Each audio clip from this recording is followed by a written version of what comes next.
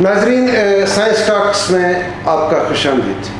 जैसा कि आप जानते हैं कि हम इस सीरीज़ में जम्मू कश्मीर के साइंटिस्ट से बात करते हैं जो डिफरेंट फील्ड्स में जिन्होंने काम किया हो, जो काम कर रहे हैं, और इस वक्त दुनिया में कौन सी प्रायोरिटी है साइंस की डिफरेंट स्ट्रीम्स में, इस पर बात करते हैं। तो आज हमने इस सिलसिले में आज की कड़ी में हमने दावत दी है डॉक्टर जावेद यूसुफ साहब से।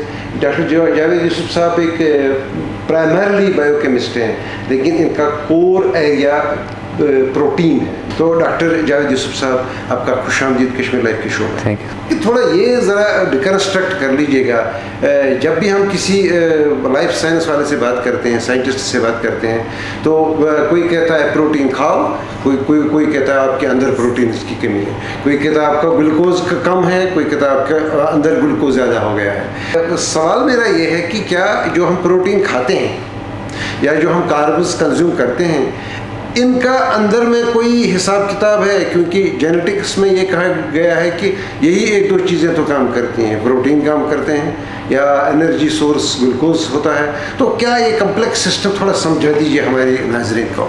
तो बेसिकली अगर आप देखेंगे सेल जो बेसिक यूनिट है किसी भी बायोलॉजिकल प्रोसेस का, तो सेल में अगर देखेंगे इसमें डिफरेंट साइकिल्स है जो हम कहते हैं मेटाबॉलिक पाथवेज।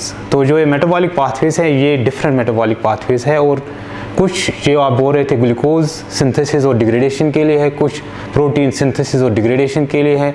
ऐसे और एक फॉर्म है लिपिड्स, जो हम बोलते हैं फैट, बॉडी में फैट चढ़ गया है तो उसके लिए अलग पाथवेज है। तो ये सब जो ये साइकिल्स है ये चलते रहते हैं एक साथ बॉडी में। तो आप डिपेंड करता है कि आपको किस तरह का बाहर से सिग्नल आता है कि मुझे ये चाहिए, तो उसी के हिसाब अंदर वाला सिस्टम भी ट्यून हो जाता है। तो अगर हम स्पेसिफिकली आएंगे प्रोटीन पे, जो आप बोल रहे थे कि प्रोटीन खा लो और उससे हमारा सिस्टम ठीक हो जाएगा, तो जो प्रोटीन है ये भी एक ऐसा नेचर में मॉलिक्यूल बनाया गया है जो बेसिकली हर किसी पाथवे में काम करता है। तो प्रोटीन बनता भी एक पाथवे के थ्रू है और प्रोटीन फिर काम भी करता है। तो ये वैसा ही वो चिकन एग वैसा जैसा सिस्टम है, पहले बनता है फिर काम करता है। तो प्रोटीन का फंक्शन एसेंशियल है किसी भी बायोलॉजिकल प्रोसेस, किसी भी बायोलॉजिकल फंक्शन में। तो इसलिए प्रोटीन जो हम खाते हैं वो भी एक किस्म का प्रोटीन है जो अंदर जाके फिर जो मैं बोल रहा था, जो हम आगे आएंगे उस पर, वो ब्रेक हो जाता है और फिर उन्हीं अमीनो एसिड से प्रोटीन बन जाता है। तो ये एक सॉर्ट ऑफ साइकिल चलता रहता है। तो क्या ये मतलब है आपका कि हम प्रोटीन खाते हैं प्रोटीन इम्प्रूव करने के लिए अपनी बॉडी में? प्रोटीन खाते हैं एग्जैक्टली प्रोटीन बनाने के लिए। तो इससे क्या होता है कि कभी कभी बेसिकली माल न्यूट्रिशन होती है, जो कभी जो लोग जिनको सफिशिएंट फूड नहीं मिलता है या एक्स्ट्रा एक्सरसाइज करते हैं तो उनका प्रोटीन डिग्रेड हो जाता है, या किसी बीमारी की वजह से प्रोटीन डिग्रेड होता है, तो डॉक्टर सजेस्ट करते हैं कि आप प्रोटीन फूड ले लो। तो किसी को बोलते हैं कि नेचुरल फॉर्म में ले लो, या किसी को देते हैं जो हमें मेडिकल शॉप से मिल जाता है, स्पेसिफिक प्रोटीन देते हैं। तो जो प्रोटीन हम खाते हैं बेसिकली ये बॉडी में फिर चले जाता है, उससे स्टमक में उसको ब्रेक होना पड़ता है, और जो उससे छोटे छोटे पीसेस निकलते हैं उनको अमीनो एसिड्स कहते हैं। तो वो अमीनो एसिड्स फिर हमारे बॉडी में चले जाते हैं और फिर उससे प्रोटीन बन जाते हैं। जो कि हम क्या करते हैं बेसिकली, हम प्रोटीन्स का जो बिल्डिंग ब्लॉक है, प्रोटीन्स का जो बेसिक मॉलिक्यूल है, हम वो बॉडी को फीड करते हैं। तो जितना वो आप फीड करोगे उतना ही प्रोटीन बन जाएगा बॉडी में, और वो प्रोटीन फिर फाइनली हमें बॉडी के बनाने में या मसल्स के बनने में काम आ जाता है। तो नाज़रीन, डॉक्टर साहब ये फरमा रहे हैं कि बेसिकली जो प्रोटीन्स बेसिकली जब ब्रेक होते हैं वो तो अमीनो एसिड्स बन जाते हैं। अमीनो एसिड्स के बारे में ये कहा जाता है कि ये तो लाइफ का बिल्डिंग ब्लॉक है। मतलब अगर कोई भी स्ट्रक्चर बनाना हो लाइफ में, तो उसका जो बेसिक गारा जो है, उसका सीमेंट और कंक्रीट जो है वो अमीनो एसिड है, और उस अमीनो एसिड को फिर बाद में तो परमानेंटली काम करने के लिए एक एनर्जी की सोर्स की जरूरत होती है जो ग्लूकोज से आता है। तो ग्लूकोज आप कैसे लेते हैं, कितना लेते हैं, कार्ब से लेते हैं, वो अलग बात है। तो ये बेसिक लाइफ का फंडा है, बेसिक लाइफ का फंडा है। मैं ये ज़रूर जानना चाहूँगा कि डॉक्टर जावेद यूसुफ साहब का सफ़र जो स्कूल से सिरी तक, तो मेरा स्कूलिंग जो इनिशियल स्कूलिंग था आफ्टर 10th वो अनंतनाग के एक स्कूल में था। तो वहाँ से फिर मैं जो कि किस स्कूल में? उसका नाम था सिटीजन्स मॉडल स्कूल। अच्छा। तो उससे पहले फिफ्थ वो कुछ 5-6 साल वहाँ पे गुजारे। उससे पहले मैं गवर्नमेंट मिडिल स्कूल बुंदेल गाँव में पढ़ा हूँ। तो फिर मेरा 10th और 11th basically government higher secondary Dayalgam में हुआ, जो बड़ी मशहूर हायर सेकेंडरी है, वहाँ से बहुत अच्छे प्रोडक्ट्स निकलते हैं। तो उसके बाद मेरा डिग्री कॉलेज अनंतनाग से मेरा बैचलर्स हुआ, ग्रेजुएशन इन साइंस। तो डिग्री कॉलेज अनंतनाग से जाके फिर मैंने एक एंट्रेंस हो जाता है यहाँ पे नेशनल लेवल पे बायोटेक्नोलॉजी कोर्स के लिए। तो जब मैं बायोटेक्नोलॉजी कोर्स के लिए ये एंट्रेंस दिया था, उस टाइम पे कश्मीर यूनिवर्सिटी में नहीं था, वो तभी स्टार्ट हो रहा था। तो हमने वो एंट्रेंस दिया तो मेरा सिलेक्शन हुआ जम्मू यूनिवर्सिटी के लिए। तो फिर मेरा masters school of biotechnology Jammu university से हुआ। उसके बाद पीएचडी एडमिशन मैंने लिए। उसके लिए फिर से एक एग्ज़ाम पास करना होता है, जो आपको हर किसी को आज पता है, CSIR GRF junior research fellowship, जिससे पूरी 5 साल के लिए फेलोशिप मिल जाती है पीएचडी करने के लिए। तो उसके थ्रू फिर एडमिशन हुआ मेरा बेंगलोर में एक मशहूर रिसर्च इंस्टीट्यूट है जिसका नाम है Jawaharlal Nehru centre for advance scientific research. तो वहाँ मेरा पीएचडी बेसिकली हुआ, जो 5 साल तक चला। तो वहीं से मेरी ट्रेनिंग स्टार्ट हो गई प्रोटीन केमिस्ट्री पे।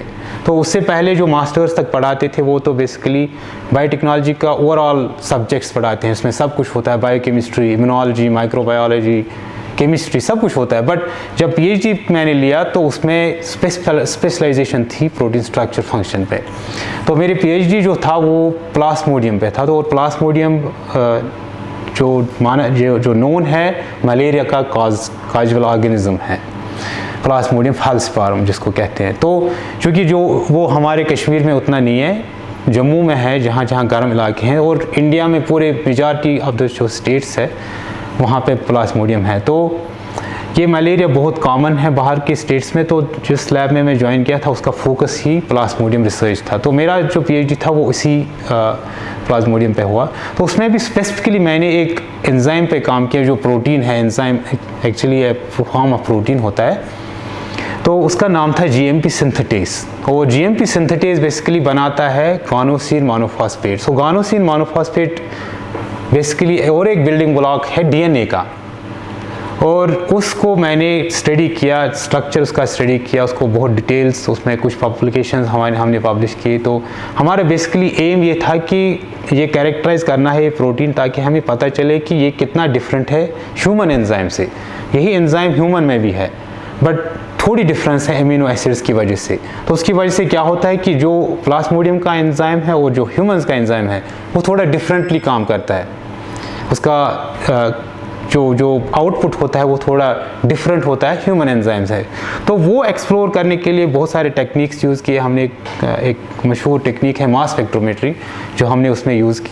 तो उससे ये मेन जो हमारा एम था कि हमें पता चले कि ये कौन से डिफरेंस है। तो ये डिफरेंसेस अगर हमें पता चले तो वो डिफरेंसेस हम यूज़ करेंगे ड्रग डिज़ाइनिंग के लिए, क्योंकि फाइनली एम था कि प्लास्मोडियम और मलेरिया को कैसे कंट्रोल करें।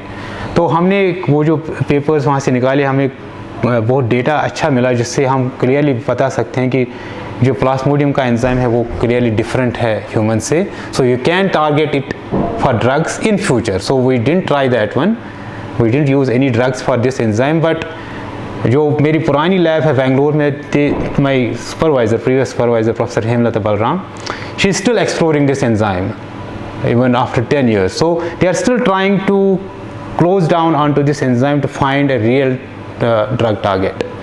तो वहाँ से लेके जो मेरी ट्रेनिंग थी प्रोटीन स्ट्रक्चर फंक्शन लेके, तो मैं उसी को लेके फिर म्यूनिक जर्मनी चला गया, जहाँ वह एक मशहूर इंस्टीट्यूट है प्रोटीन बायोकेमिस्ट्री के लिए, वर्ल्ड रिनाउंड इंस्टीट्यूट है। उसका नाम है max Planck institute of biochemistry. तो वहाँ एक लैब है जो स्पेसिफिकली यही प्रोटीन स्ट्रक्चर स्टडी करती थी। उसका सेल्यूलर बायोकेमिस्ट्री डिपार्टमेंट जो उसका हेड था प्रोफेसर उलरिच हार्टल, तो उसके साथ मैंने काम किया। तो जो वहाँ पे हमने स्टार्ट किया वो फिर से ही प्रोटीन स्ट्रक्चर फंक्शन था, बट प्रोटीन डिफरेंट था। जब जो चूँकि मैंने बताया कि amino acids give different function to proteins, तो अब प्रोटीन स्ट्रक्चर फंक्शन ही था बट डिफरेंट प्रोटीन का। तो जो वहाँ का एम था, वहाँ एम था कि रुबिस्को एक एंजाइम है जो मोस्टली हम 12th से पढ़ के आते रहते हैं, 11th 12th ग्रेजुएशन में पढ़ते रहते हैं। सो जो रुबिस्को है ये नेचर का मोस्ट अबंडेंट एंजाइम है। तो अगर आप एक दरख्त का एक लीफ लोगे और उसको काट डालोगे, you will find 70% of the protein is Rubisco. Without doing anything, you will just take this protein and check its analysis, you will find Rubisco is 70%. So it's most abundant protein on earth until now. तो उसका एक protein बड़ा भी है, protein complicated है, protein structure known थे, मगर ये पता नहीं था कि ये अगर हमें बेसिकली बाहर बनाना है, फैक्ट्री में बनाना है ये प्रोटीन और फिर स्टडी करें, अभी वो पाथवे पता नहीं थे कि ये कैसे बन जाता है ये प्रोटीन फंक्शनल फॉर्म में। तो वो ही मेन एम थी इस म्यूनिक जर्मनी में हमारे ग्रुप का। तो हमने क्या डिस्कवर किया कि बेसिकली अगर हमें ये प्रोटीन स्टडी करना है बैक्टीरिया में, तो जनरली प्रोटीन बायोकेमिस्ट्री में एक सिंपल टेक्नोलॉजी यूज़ करते हैं, इसको कहते हैं रिकॉम्बिनेंट डीएनए टेक्नोलॉजी। तो रिकॉम्बिनेंट डीएनए टेक्नोलॉजी में क्या होता है कि फॉर एग्जांपल अगर हमें ह्यूमन जीन स्टडी करना होगा, वो हम इकोले में बना सकते हैं वो प्रोटीन, और फिर निकाल के प्योर फॉर्म में निकाल के, क्योंकि प्रोटीन में थाउजेंड्स ऑफ प्रोटीन्स होते हैं, तो हमें ये प्रोटीन स्पेसिफिकली स्टडी करना है। So we have to purify this protein. So अगर वो रुबिस्को हमें हम इकोले में बनाना है, we were not knowing how to do it. So this was a major challenge in this field world over. So we were able, my contribution was there in this significantly in this research, where we tried to find out this pathway. So we found 5 proteins, different proteins है जो Rubisco को बनने में assist करते हैं। तो ये 5 proteins different stage पे आते हैं और रुबिस्को को फंक्शनल बनाते हैं, और फिर we use these 5 proteins in E coli, and right now we are able to produce this protein in an E coli cell. So now world over this Rubisco, it was a challenge. So world over now people are using these reagents what we generated there, and they are producing the protein in a bacterial cell. तो ये जो discovery थी ये बड़े journal science में publish हुई. उसके बगैर कुछ और सिमिलर प्रोजेक्ट्स थे मेरे जो स्ट्रक्चर रिलेटेड ही थे, तो उसमें हमने यही दिखाया कि ये रुबिस्को को रेगुलेट कैसे होना है, उसकी फंक्शन कैसे रेगुलेट होनी है. तो वहीं से एक स्पेसिफिक शेफ्रॉन है. तो शेफ्रॉन को अगर आप स्पेसिफिकली देखना चाहेंगे, शेफ्रॉन एक प्रोटीन है जो दूसरे प्रोटीन्स को हेल्प करता है काम करने में, मगर खुद अनचेंज रहता है, वापस आता है फिर दूसरे प्रोटीन को हेल्प करता है. तो फॉर एग्जांपल रुबिस्को को एक शेफ्रॉन चाहिए, ये शेफ्रॉन आता है, रुबिस्को को बाइंड करता है, उसको हेल्प करता है, wherever it is needed, dissociates और rubisco is functional. So this is called chaperone. Chaperone इसको कश्मीर में अगर ट्रांसलेट किया जाएगा इसको कहते हैं मंजम्योर. So which helps these two people to come together and goes away himself. So that's what we discovered. We worked on this saffron protein. It's a scientific term, AAA saffron. तो वही research में basically अब currently university of Kashmir में carry कर रहा हूँ. तो अब मैं वो saffron नहीं स्टडी कर रहा हूँ, मैं सिमिलर saffrons दूसरे ऑर्गेनिज्म में स्टडी करता हूँ. तो जो करंट रिसर्च है मेरा let me put it in a scientific way, it is a AAA protein structure function studies. So now we are using these proteins. For example, एक protein हमने रिसेंटली वो प्रोजेक्ट हमारा अप्रूव हुआ ICMR से, तो उसका रोल है ribosome biogenesis में. जो राइबोसोम्स है, राइबोसोम्स हेल्प करते हैं प्रोटीन बनने में, बट राइबोसोम्स को खुद प्रोटीन चाहिए बनने में, फंक्शनल फॉर्म बनने में. तो it's sort of all intermingled, what you call as hen and egg story. Exactly. तो राइबोसोम्स को ये प्रोटीन स्पेसिफिकली हेल्प करते हैं फाइनल फॉर्म में आने के लिए. तो जो मेरा इंटरेस्ट है उस प्रोटीन में, जो ये AAA प्रोटीन है, ये अगर उसको आप म्यूटेशंस, पता नहीं आपने सुना होगा, म्यूटेशंस बेसिकली होता है अगर एक एमिनो एसिड चेंज हो जाएगा इस प्रोटीन में, तो उस एक एमिनो एसिड चेंज से protein for example function differently करेगा, तो that manifests as a disease. तो जो ये शेफ्रॉन में स्टडी करना चाहता हूँ उसके कुछ म्यूटेशंस ऑलरेडी नोन है, बीमारी पता है कि जब ये म्यूटेट हो जाता है तो there are lot of neurodegenerative diseases. It is also related to many cancers. So we want to understand how these amino acid changes on this protein structure function affects its function, and then it is translated into these diseases. So similarly और एक शेफ्रॉन है, AAA शेफ्रॉन, जो हम study कर रहे हैं lab में, वो है प्लांट इम्यूनिटी में. तो प्लांट इम्यूनिटी क्या है कि जैसे हमें फॉर एग्जांपल कोविड हो रहा था कुछ ही दिनों पहले, तो उससे क्या होता है, जब इन्फेक्शन हो जाता है बॉडी को एक सिस्टम, एक निज़ाम, एक नेचर ने एक सिस्टम दिया है कि डिफेंड करने का. तो नो सूनर ये वायरस अटैक करता है, बॉडी में एक रिस्पॉन्स जनरेट होता है। तो ऐसे ही सिमिलर रिस्पॉन्स है प्लांट्स में। तो चूँकि प्लांट्स में ज़्यादा ही इन्फेक्शन होते हैं, क्योंकि एनिमल्स फिर भी अपने आप को बचा सकते हैं, they move here and there, but plants are sessile, they are, वो एक ही जगह पे रहते हैं, तो उनको ज़्यादा इन्फेक्शन हो जाते हैं, हर तरह का इन्फेक्शन, वायरल, बैक्टीरियल, फंगल, हर किसी का। नाउ उनका जो इम्यून सिस्टम है वो भी बहुत ही एडवांस्ड है। तो क्या होता है, अगर ये फॉर एग्ज़ाम्पल कोई भी वायरस आ गया, बैक्टीरिया आ गया, फंगस आ गया प्लांट पे, तो प्लांट को पता चल जाता है। तो उसने दो डिफेंस मैकेनिज्म, वो वहीं पे जब प्लांट को अटैच हो गया, फॉर एग्जांपल फंगस, वो जो ये नेचर है उसमें, जो ये सिस्टम है प्लांट में, वो आइडेंटिफाई करता है ये बैक्टीरिया है, ये फंजाई है कि वायरस है, उसको पता चलता है कौन सा अटैच हो गया। तो no sooner it attaches there is a response in the plant. तो वो क्या करता है, बहुत सारे रिएक्शंस हो जाते हैं और वहाँ पे आ जाता है, it kills the bacteria there only. तो जो हम बोलते हैं एप्पल स्कैब फॉर एग्जांपल, तो वो जो ब्लिस्टर्स बनते हैं वो बेसिकली डिफेंस होता है उस डिजीज़ को रोकने के लिए।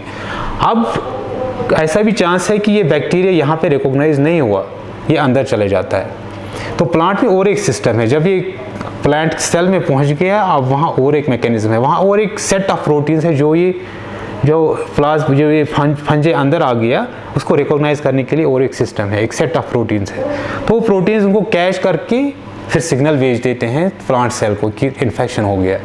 Then it starts again a reaction and it goes back and puts something what we call as hyper sensitive response. तो फिर वो लीफ पे देखते हैं कि वो ब्लिस्टर्स बन गए, वो डिफॉर्म हो गया। तो वो basically it is sort of immune reaction to these diseases. तो यही प्रोटीन्स है, ये एक्चुअली बिलोंग करते हैं इन्हीं शेफ्रॉन्स को, AAA शेफ्रॉन्स जो मैं बात कर रहा था। तो we are trying to understand how they are basically, we are trying to explore this things in rice. So चूँकि राइस 25% वर्ल्ड पॉपुलेशन को फीड करता है, और पर्टिकुलरली अगर आप इंडिया देखेंगे तो ये बहुत ही हमारा क्रॉप है, इम्पॉर्टेंट क्रॉप है, जो इकोनॉमी को हेल्प करता है, जो बेसिक सोसाइटी को हेल्प करता है। तो राइस में ये चीज़ें अभी अनएक्सप्लोर्ड है। So that's what we are using rice to understand how it is coping up with these infections. So if you understand these pathways, for example in rice, you can now expand it to other plants. For example, आप Apple को apply कर सकते हैं, आप दूसरे plants को apply कर सकते हैं। और अगर हमें पता चल गया ये system which is highly unexplored, world over people are trying to work on it, मगर इसमें भी बहुत कुछ रिसर्च बाकी है। तो अगर हमें ये पता चल गया, जो फाइनल आउटकम होगा ये होगा कि हम जैसे हम प्लांट एनिमल्स को वैक्सीन देते हैं, इंसान को वैक्सीन देते हैं, तो हम वैसे ही वैक्सीन प्लांट को भी दे सकते हैं। Until now we are using pesticides, मगर पेस्टिसाइड्स का और एक एनवायरमेंटल इफेक्ट है, ह्यूज इफेक्ट है। तो अगर हमें ये इम्यूनिटी और डिफेंस सिस्टम पता चल गया, so theoretically we can make vaccines and हम इंजेक्ट कर सकते हैं प्लांट्स में, और प्लांट्स को हम ट्यून कर सकते हैं किसी भी डिजीज़ के लिए। तो these are some few of aspects, few projects which are right now going on in my lab here.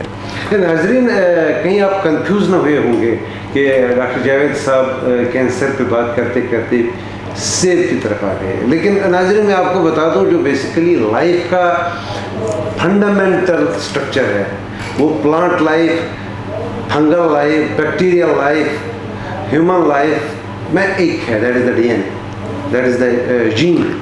तो अब जीन इतना इंटेलिजेंट होता है कि जीन में सब कुछ होता है, एक पूरी किताब होती है, इसमें पता चलता है कि ये सेल को ही पता होता है उस जीन को, मुझे प्लांट बनना है या मुझे कोई बैक्टीरिया बनना है, या मुझे किसी लाइफ फार्म में किसी का कान बनना है या हाथ बनना है या दिल बनना है। तो बेसिकली जो ये लाइफ फार्म की बेसिक है अक्रॉस लाइफ साइंसेस ये सेम है।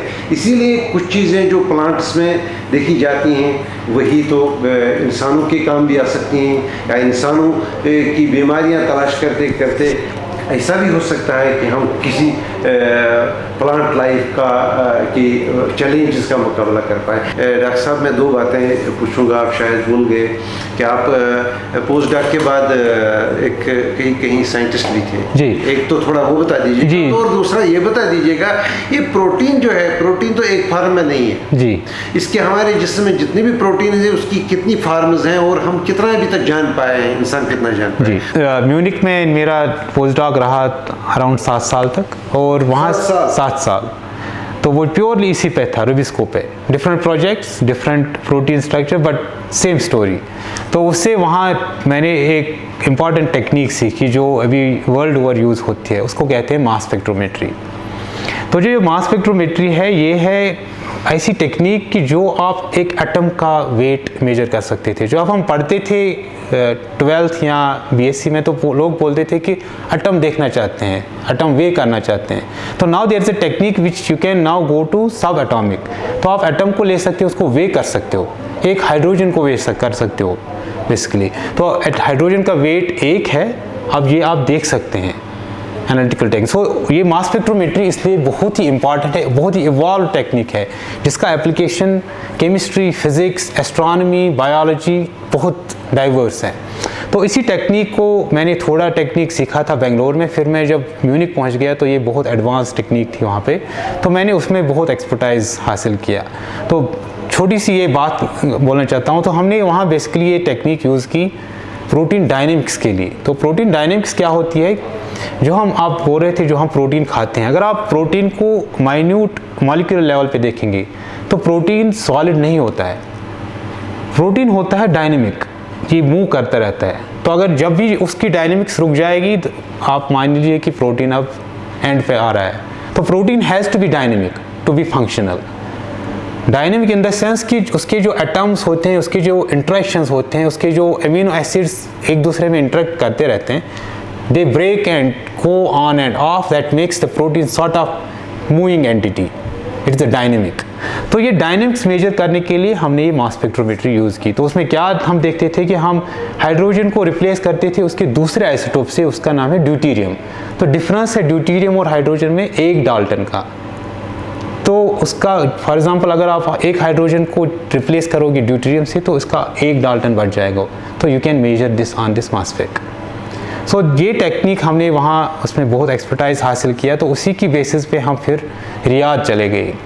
तो रियाद में एक मशहूर इंस्टीट्यूट है KMARC, king Abdullah international medical research institute. ये एक गवर्नमेंट इंस्टीट्यूट है, वहाँ नेशनल हेल्थ कार्ड्स जो डिपार्टमेंट है उसका इंस्टीट्यूट है, रिसर्च इंस्टीट्यूट है, प्योरली रिसर्च इंस्टीट्यूट। तो वहाँ पे मेरा सिलेक्शन इसी बेसिस पे हुआ। तो वहाँ मुझे एक इंचार्ज बनाया गया था प्रोटियोमिक्स फैसिलिटी का। तो जहाँ हमारे पास करीबन 8 इंस्ट्रूमेंट थे, यही मास स्पेक के इंस्ट्रूमेंट, डिफरेंट इंस्ट्रूमेंट्स। तो उसी को हमें यूज़ करना था। तो हमने वहाँ थोड़ा ही टाइम दिया, 1 साल का टाइम दिया। और वहाँ हम स्टडी क्या करते थे कि जो आप पूछना चाहते थे अभी कि प्रोटीन, कितने प्रोटीन्स हैं सेल में। तो अगर आप फिर से वापस जाएंगे DNA की तरफ, DNA determines how many proteins we will have. तो बेसिकली ये क्या होता है कि 1% of DNA is expressing means is producing proteins, is producing mRNA। So 99% is not producing. तो जो 1% है उससे अराउंड हमारे 100,000 प्रोटीन्स बनने की पॉसिबिलिटी है। मगर अब तक हम उतना सक्सेसफुल नहीं हुए हैं। तो जो ये मास स्पेक रेवोल्यूशन आ गया उसकी वजह से हम रफली अभी 10,000 प्रोटीन्स देख सकते हैं, आराम से देख सकते हैं। But you can expand it little bit higher, maybe 10, 15, 14,000। मगर 10,000 हम रूटीनली अब चेक कर सकते हैं, आइडेंटिफाई कर सकते हैं, देख सकते हैं कि कितना अप और डाउन हो रहा है। तो वहाँ रियाद में मैंने यही काम किया था। तो मेरा जो वहाँ स्पेसिफिक फोकस था वो डायबिटीज़ पे था। तो बेसिकली हम देखना चाहते थे कि फास्टिंग का इफ़ेक्ट क्या होता है डायबिटीज़ पे, does it help diabetes to go down और इट एनहेंसेस इट।